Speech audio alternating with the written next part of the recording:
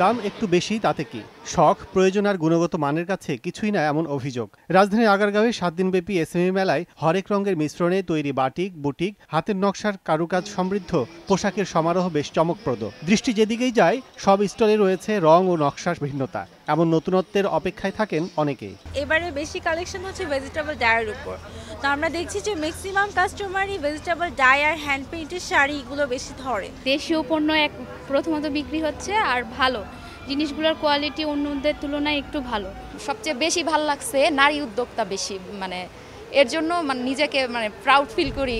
এখানে আসলে কিছু আনকমন জিনিস আর একবারে নতুন কিছু জিনিস আসে যেগুলো মেলায় প্রথম ফার্স্ট পাওয়া যায়। দেশের নানা প্রান্তে ছড়িয়ে থাকা ক্ষুদ্র ও মাঝারি উদ্যোক্তাদের এক ছাতার নিচে আনতেই এমন উদ্যোগ।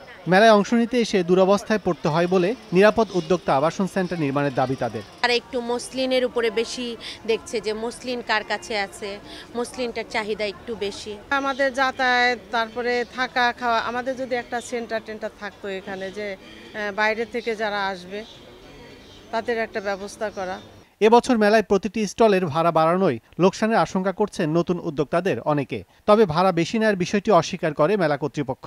সবাই মফস্বল থেকে এসে এখানে আমরা মেলা করছি, বা ঢাকা থেকে যেখান থেকে হোক যাতায়াতের খরচ, ভাড়া সবকিছু মিলে আমরা যেন একটু নিজেরা রিল্যাক্স থাকতে পারি। এটা আমাদের জন্য আসলে খুবই এক্সেস আমি মনে করি। স্টল ভাড়াটা বাড়ানো ঠিক করেনি। ঘর ভাড়াটাও অনেক বেশি।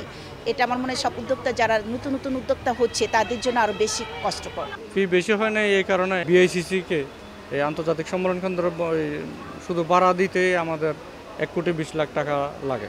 এবার আয়োজনকে কেন্দ্র করে প্রচার কম হয়, ক্রেতা দর্শনার্থীর উপস্থিতি তুলনামূলক কম বলে অভিযোগ অংশগ্রহণকারীদের। কাজল আব্দুল্লাহ, সময় সংবাদ, ঢাকা।